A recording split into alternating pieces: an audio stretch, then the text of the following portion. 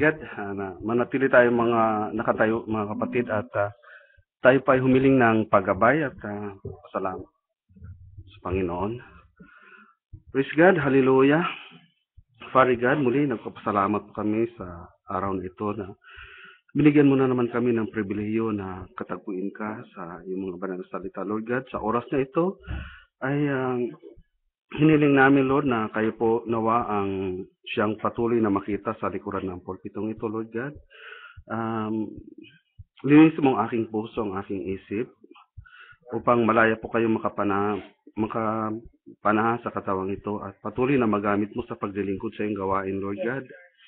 Maging sa mga kapatid din, mga kapatid ko, Lord God, na nandirito ay sila man, alam mo ang puso ng bawat isa, Lord God. Kung may mga karumihan man sa amin, kayo po ang mag-alis, kayo po ang maglinis.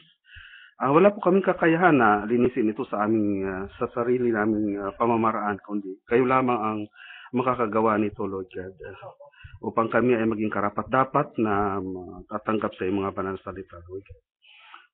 Hallelujah, maraming po salamat sa nakalipas na mga araw na kung saan kayo po ang patuloy na nagabay at nag-iingat. Bagamat may mga nangyayari mga bagay-bagay, alam namin na ito ay yung may purpose po kayo, Lord God, na kung bakit nangyayari ito. At nawa patuloy na ipaunawa mo sa amin ang mga bagay na nangyayari sa aming mga buhay dahil hindi ito nangyayari na walang kadahilanan. Thank you, Lord God. Hallelujah. Patuloy na binabalik namin sa iyo ang kapurihan, karangalan, kadakilan at kalwalhatian sa pangalan ng aming Panginoong Kristo. Amen. Palakpakan natin ang Panginoon at pwede na tayo dito mga kapatid.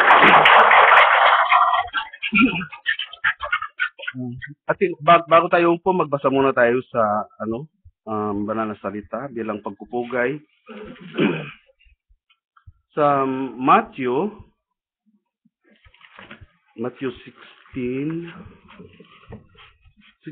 hanggang 4. Matthew 16:1 hanggang to 4, basahin natin. The Pharisees also with the Sadducees came and tempting desired him that he would show them a sign from heaven. He answered and said unto them, when it is evening, ye say, it will be fair weather, for the sky is red. And in the morning, it will be foul weather today, for the sky is red and lowering.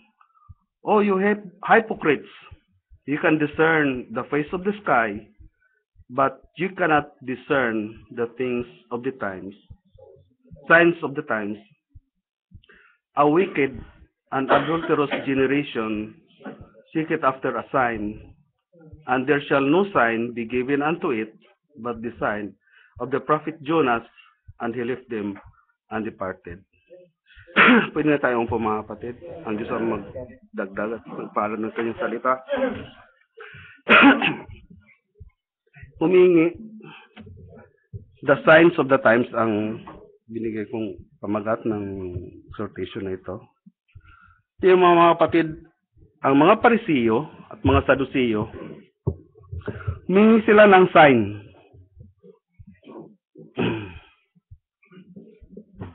Alam mo ang ating Panginoon, hindi ito basta-basta. Kaya nung humingi sila ng sign, anong ginawa niya? Sabi niya, walang ibibigay na tanda, kundi ang tanda ni Jonas. At siya umalis na. Wala siyang panahon makipag-usap sa mga taong walang pananampalataya. Siguro sabi ng Panginoon, leave me alone. I am just wasting yung bang sasayangin ko lang ang oras sa inyo. Hindi naman kayo tatanggap, di ba? Kaya iniwanan na niya. Marahil ganun din tayo sa ating pagbabahagi ng salita ng Diyos. Kung ang tao wala namang interest, leave them alone. Ang Panginoong Hesus, nilayasan nila siya. Hihingi kayo ng tanda, sabi niya, kayong wicked and adulterous generation. Hindi siya nag-aksaya ng panahon sa mga taong walang pananampalataya. So, praise God, the signs of the times. So, sa ating binasang teksto, Pharisees and Sadducees desired and tempting Jesus to show them a sign from heaven, sapagkat ang nais nilang matunghayan ay tanda na nanggagaling sa langit, subalit hindi nila makita ang sign unfolding right before their very eyes. Ang Panginoong Hesus gumawa ng mga tanda, harap-harapan, hindi nila makita. Sa panahon natin ngayon, marami ang hindi nakakaalam ng tanda ng ating kapanahunan. Although, yung mga nakarinig ng mensahe ng propeta sa end time, alam ang lahat ng tungkol dito sa kapanahunan ng Seven Church Ages. After more than 40 years na natulog na ang lingkod ng Diyos, they remain as bride. Yung mga nakarinig ng mensahe ng propeta, they remain as bride. Instead of a wife. Di ba sabi nga sa Revelation 19:7, let us be glad and rejoice and give honor to him, for the marriage of the Lamb is come, and his wife hath made herself ready. So hindi na natiling bride. Nung ginamit ang propeta na mailabas sa mga denominasyon, ang mga mananampalataya, hindi sila na natiling bride. After 40 years, bride ka pa rin. Hindi na bride. Papakasalan ka pa rin, wife na. Pero ang daming mga nasa end time ngayon, bride pa rin daw sila. Hindi nag-move forward.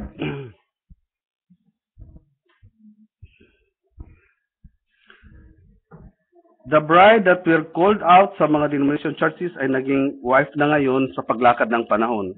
And Jesus Christ was exhorting us to discern the signs of the times. Sabi nga niya sa Mark 13:8, for nation shall rise against nation, and kingdom against kingdom, and there shall be earthquakes in diverse places, and there shall be famines and troubles. These are the beginning of sorrows. Ilang taon na, maraming mga panahon na ang lumipas, itong mga bagay na ito nagaganap na. Sabi niya, that is the beginning of sorrows. Kung ating mapapansin, may mga rumors of wars. Tingnan nyo mga kapatid, nababasa nyo ba yung dyaryo? Ang China at saka Japan, mayroon na naman silang iringan. Nagkaroon ang China ng yung air defense nila, kasi meron island sila na pinag-aawayan, tulad yung South China Sea. Talagang nambubuli ang China. Meron silang pinag-aawayan island, yung Dayu, o Singkayo. Dayu yata ang tawag sa Japan, Singkayo naman kung sa China. May kanya-kanya silang pangalan doon sa island na yun.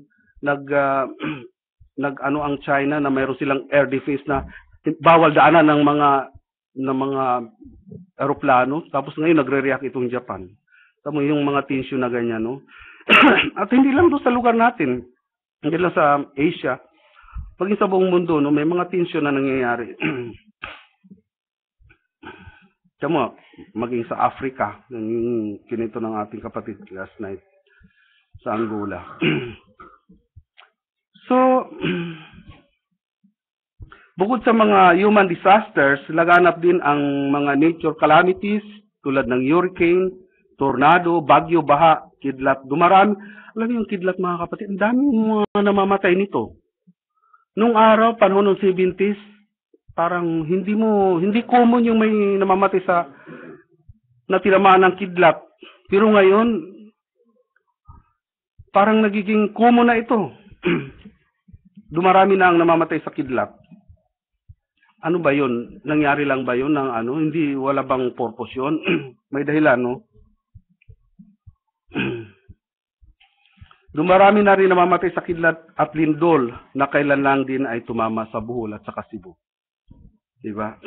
And for the record, noong 16th century, nagkaroon ng 335 na lindol at meron siyang 2 major earthquakes.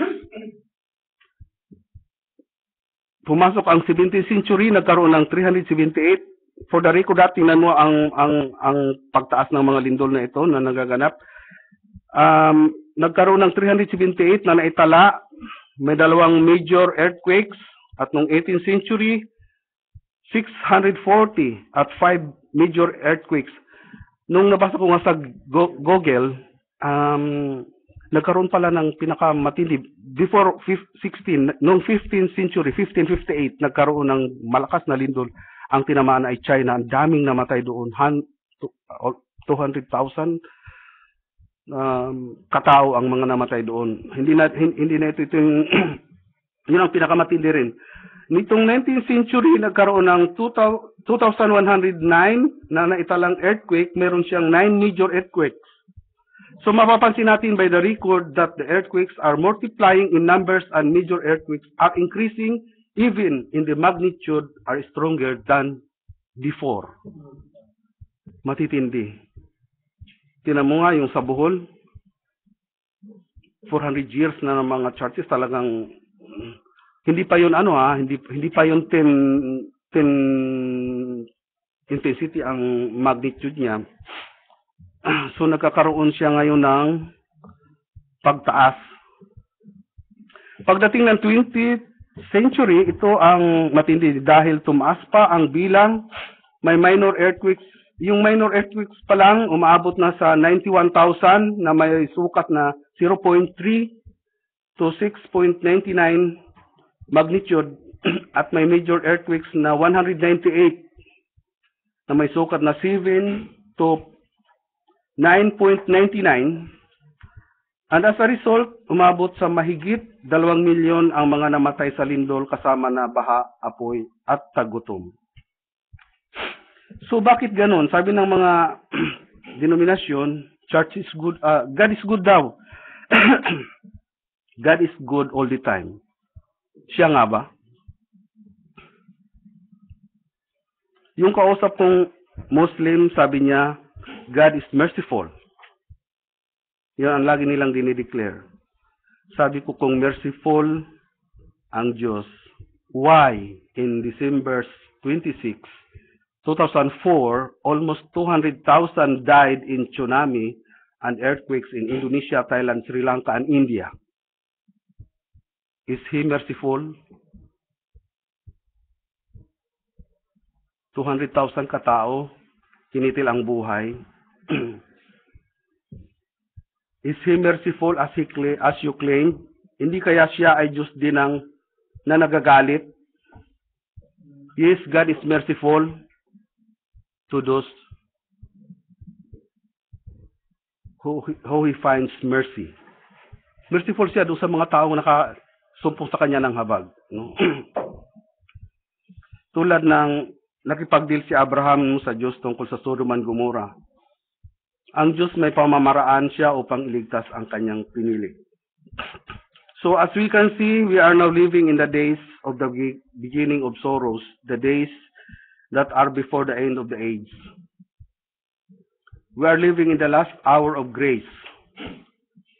The church age of 2,000 years is finished. Tulad ni Noah, matapos mangaral siya ng 120 years, nagkaroon pa ng grace period ng 7 days. Alam naman natin yan, 7 araw pa ang dumaan bago pinabagsak ng Diyos yung ulan.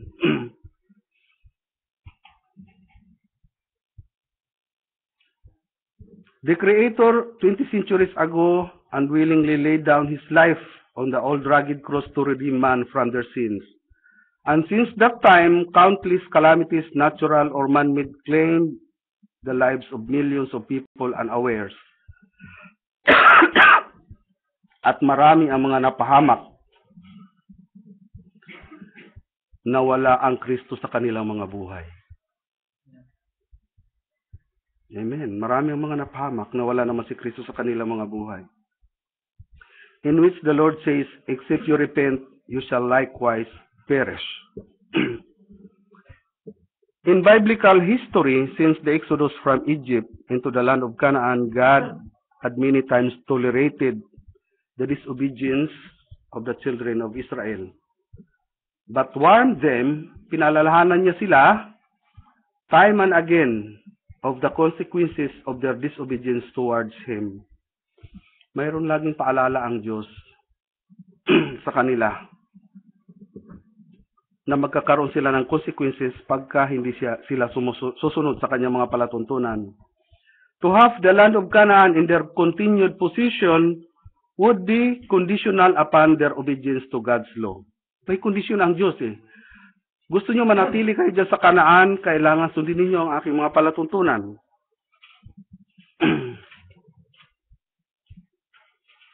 In the book of Deuteronomy, chapter 28, lists the terms of God's covenant with Israel. Pinakukuhan sila ng pagpapala ng Diyos kung susunod sila sa kanyang mga palatuntunan. At sumpa naman kung sila ay susuway. Tayo rin naman, pinangakuan ng Panginoong Hesus, sabi niya, He that heareth my word and believeth on Him that sent me, that everlasting life, and shall not come into condemnation, but is passed from death unto life. And he that believeth not, condemned already. So John 5:24, no?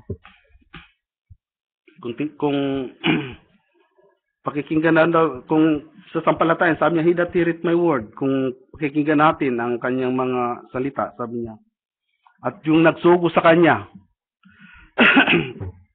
ay may buhay na walang hanggan, at hindi niya papasok sa kamatayan, at hindi pasok into condemnation, but is passed from death unto life.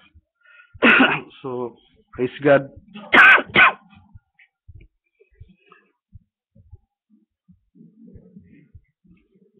And in speaking of condemnation, just recently, alam naman natin may nangyari disaster sa Eastern Visayas. Badlihit ang Leyte at saka Samar. At hindi natin masasabing basta disaster lang ito. Ito ay dilubyo. Disaster lang ba yun na halos burahay na sa mapa ang Tacloban?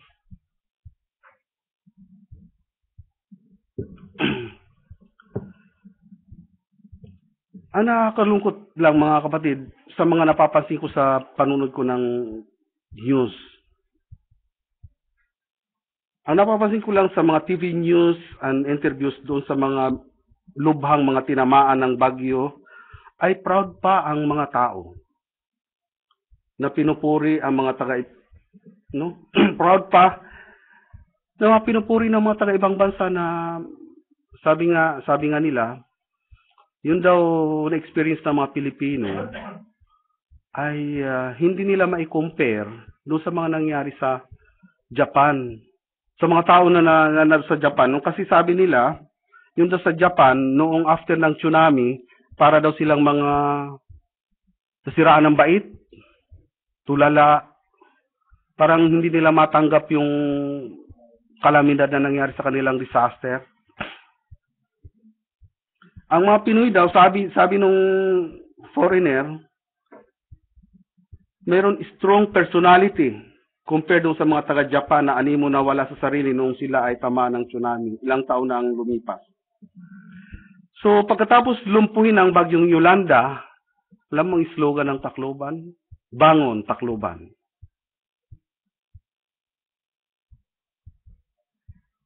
Yun ang slogan nila. Nakikita mo yung mga tao, may mga nagdadalamhati. Siyempre, nagdadalamhati sila kasi may namatay ang kamag-anak, nawala ang magulang, nasira ang ari-arian, pati mga kabuhayan nila. Yun ang nakita ko, no? Subalit, hindi ko makita o mabakas man lamang sa tao ang pagsisisi sa sarili. Wala yung repentance. Bagkus, proud pa na babangon sila kahit ilang bagyo pa ang dumaan. Hindi sila igugupo. Imbis na saliksikin nila ang kanilang mga sarili tungkol sa mga nangyaring disaster o dilubyo. Bakit nangyari sa kanila yung ganun in the first place? It didn't happen for nothing. So, so certainly may mabigat na mensahe ang Diyos sa lugar na yun. Bakit sumapit ang ganong sakuna? At ang Diyos, matuwid ito sa kanyang paghatol.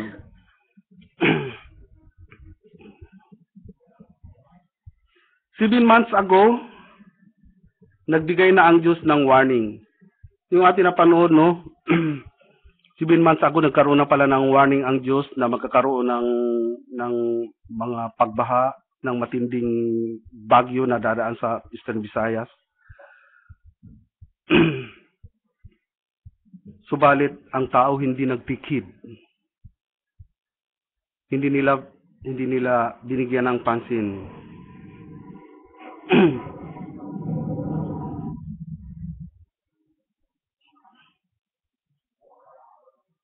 And the wrath of God falls on them. Sa nangyari sa Eastern Visayas, dapat ang buong bansa ng Pilipinas ay magdalamhati. Hindi ba dapat magdalamhati ang bansang Pilipinas? Magsumamo, magsisi at magbalik loob sa Diyos at ganapin ang kanyang kalooban. How I wish it could happen in our country. Tiyak na malulugod ang Diyos. At iurong niya ang kanyang galit at marahil pagpapalain niya ang ating bansa.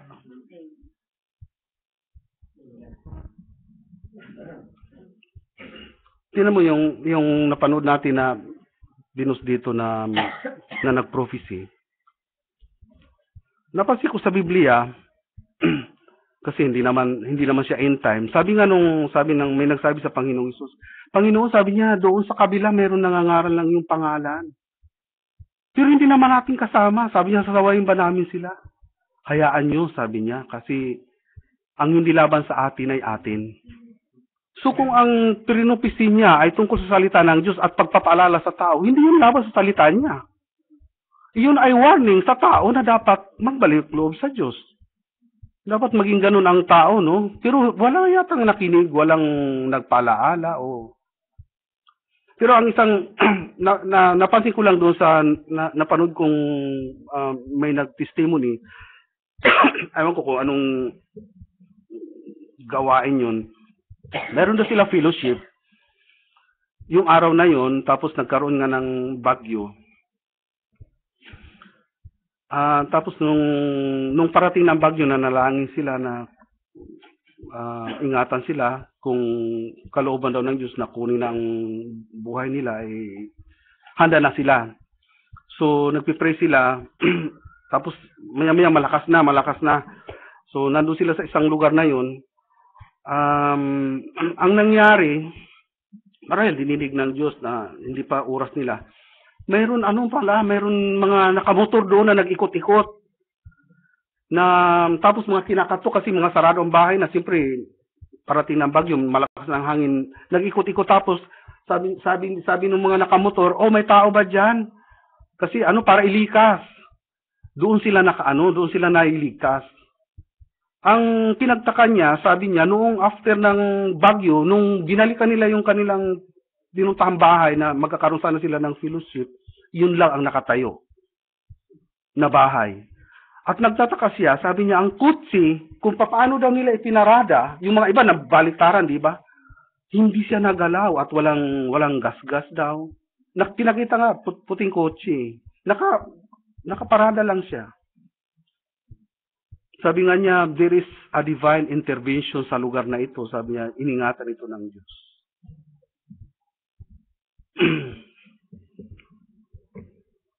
So, ang Diyos alam niya kung paano ingatan ang kanyang pinili. No?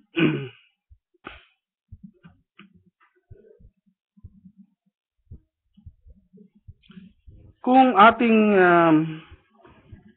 pagbabasihan ng Israel ng yung nangyari sa Old Testament, kung ating pagbabatayan yung nangyari sa Book of Joshua, nung lusobin nila yung Ai.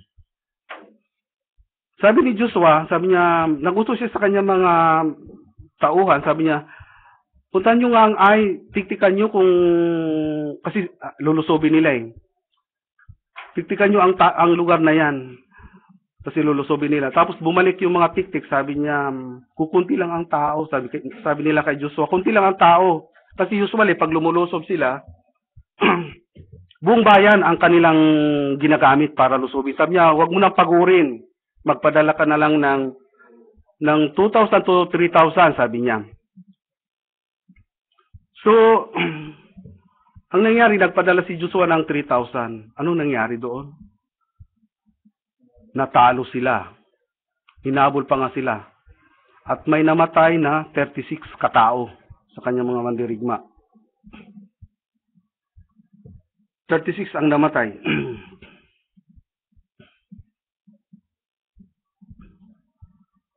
Noong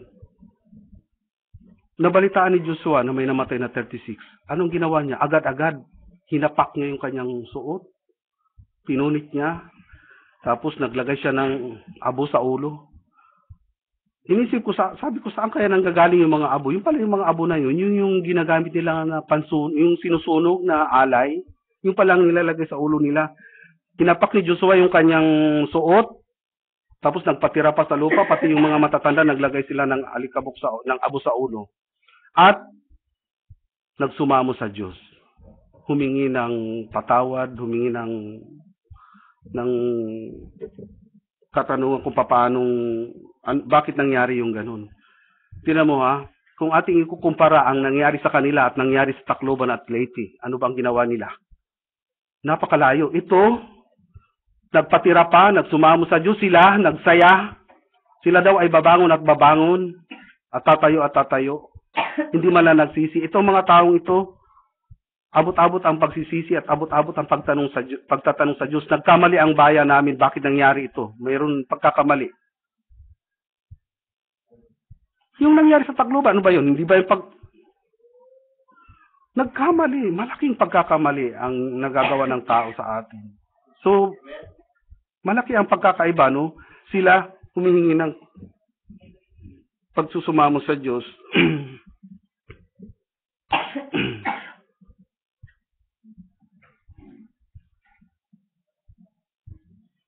Siguro kung ang nangyayari sa atin ay katulad din ng ginawa ng mga tao nung sila ay mangaral si Jonah sa Nineveh, na pati magmula sa hari, nung nagkaroon sila ng fasting, siguro kung sa atin nung nangyari sa Eastern Visayas ay ganun din ang ginawa ng ating presidente, nag-declare siya na mag-fasting o magsisi, magsumamo sa Diyos. Katulad ng ginawa ni Joshua, siguro malugod ang Diyos sa atin, bansa. Pero kailan mangyayari yun? Mangyari kaya yun? Imposible, no? Sino ang tao magsasabi sa presidente? Ayan, ang tao sa atin wala nang pag-ibig sa Diyos. So today we are living at the crossroad of eternity, for great number of prophecies pertaining to events prior to the second coming of Christ have been fulfilled. Nangyayari na, no, na-unfold na yung mga prophecies na sa kanyang pagbabalik. Meron nga nagtanong kay Brother Branham, sabi niya, Brother Branham, darating na ba ang Panginoon? Yun ang tanong sa kanya.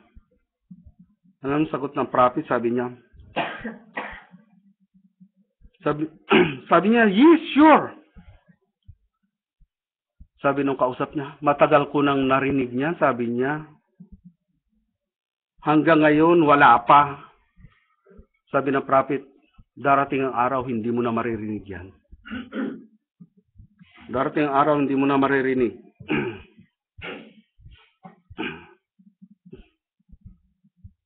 So, nangusap na ang word, na-miss lang nila. Tulad din ng mga Parisiyo at mga Sadusiyo, akala nila they will recognize the Messiah by observation. So mga kapatid, mapalad tayo, nakilala natin ang Panginoong Hesus by the word. Kaya yung mga wars, earthquakes, famines, pestilences, anarchy, apostasy are some of the signs.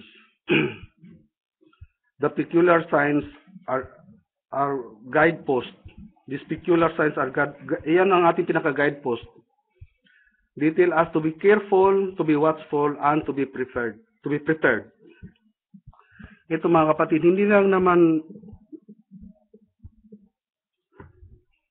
in closing, no, nais ko rin ipatotoo ang nangyari kasi hindi lang naman yung mga bagay-bagay na nangyayari sa paligid natin ang dapat natin tingnan ang tanda. Tingnan din natin ang tanda mangyayari sa buhay natin araw-araw. Ito yung aking patotoo, testimony. Sinabi ko naman na sa inyo kahapon na nagkaroon kami ng checking ng baladiya sa barbershop. Umaga-umaga. Anong oras dumating yun, Brother Anthony? 9 o'clock? Pag-open. 9 o'clock.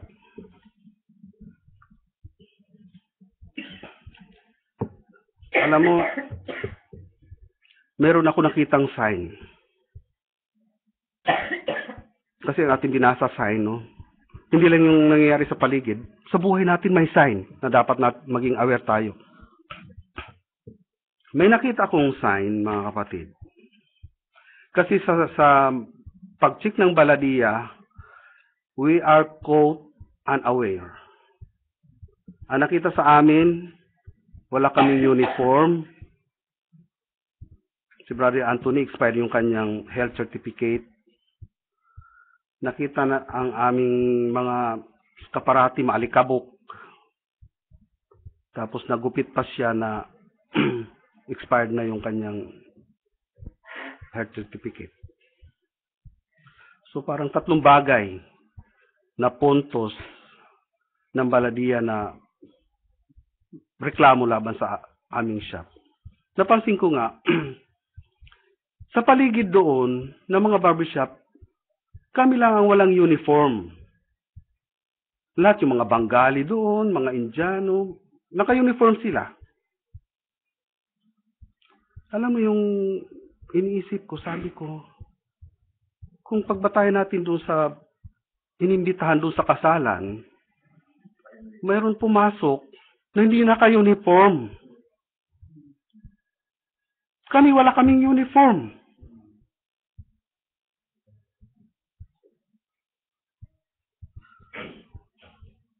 Isang puntos na yun. No? Ano bang ating uniform na isuot-suot? Salita ng Diyos. That's right. Amen. Certificate. Expired na.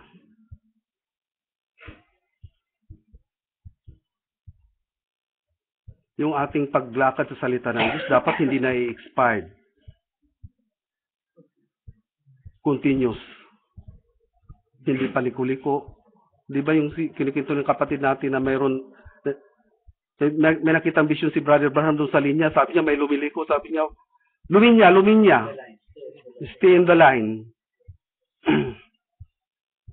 At yung paglilinis, yung aming, sabi ko nga doon sa baladiya, sir, kasi kahapon, sabi ko sa kanya, marami kasi kami mga customer, hindi na namin ito nalinisan, hindi niya tinanggap yung aking katwiran. Unacceptable daw yung aking katwiran. Tapos yung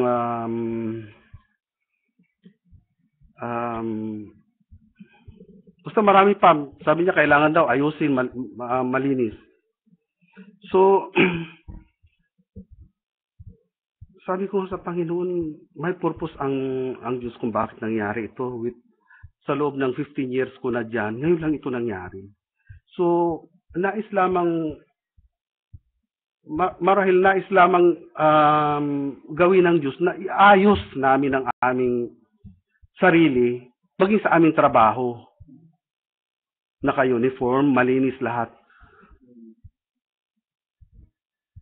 Di ba, lagi natin dito pinag-usapan, kalinisan, kabanalan. Sa pamumuhay mo, hindi ka malinis. Sa trabaho mo, hindi ka malinis. Ito kasi ang sabi ko nga sa kanila, sa Saudi kasi, sabi ko, nanggaling ako doon, ito ang ginagawa namin.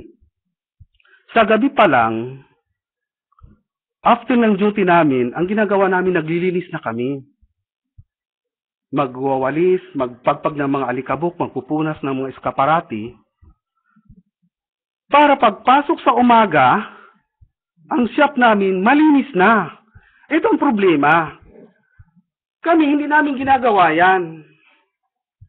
Pag open sa umaga, tama-tama, papasok ang mag-i-inspeksyon na baladiya, hindi kami malinis. O, dali natin sa salita ng Diyos. We are talking about getting ready, Jesus is coming, pero hindi ka naman naghanda. So you are caught unaware. At marami ang magiging mahuhuli na unaware pagdating ng Panginoong Hesus. Marami talaga. Kaya sabi ng prophet, it is a great disappointment. So ganun din dapat kami. So ito ay nakita kong sign na sabi ko dapat pala, gabi pa lang, maglinis na kami para pag gising namin sa umaga, pagbukas na, kasi ito baladiya, sumasabay pag upi ng siya, pasok din siya eh. Paano ka pa, kita nga ang mga dumi. So dapat, gabi pa lang, malinis na, para pag upi sa umaga, pag malinis na siya, hindi kami makukot unaware. So, gano'n din tayo ngayon sa salita ng Diyos. Nakikita ko ngayon yung sign in comparison. Dapat tayo, di ba sinabi ng Biblia na basahin ko ito yung sinabi niya.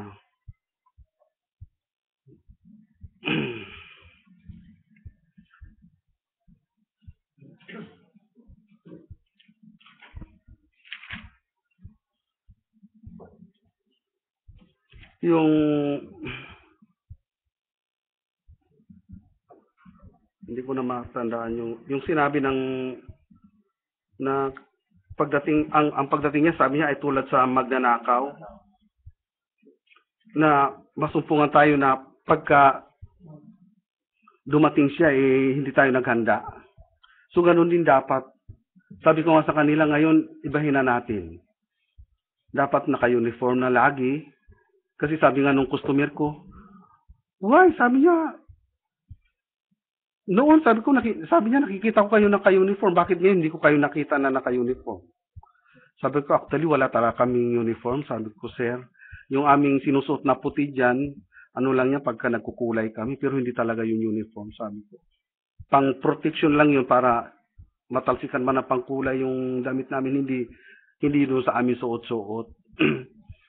So, dapat gano'n na ang gagawin. Sabi ko nga sa kanila, sabi ko, gabi pa lang, kailangan malinis na tayo para matulog tayo pag kinabukasan, pag bukas sa umaga, dumating sumabay man ang baladiya na magsi-check, malinis na lahat, wala yung mga basura, mga alikabok na punasan. Kasi hindi nila matanggap yung, sabi ko, kasi busy kami kagabi, maraming customer, hindi na kami nakapag-finish.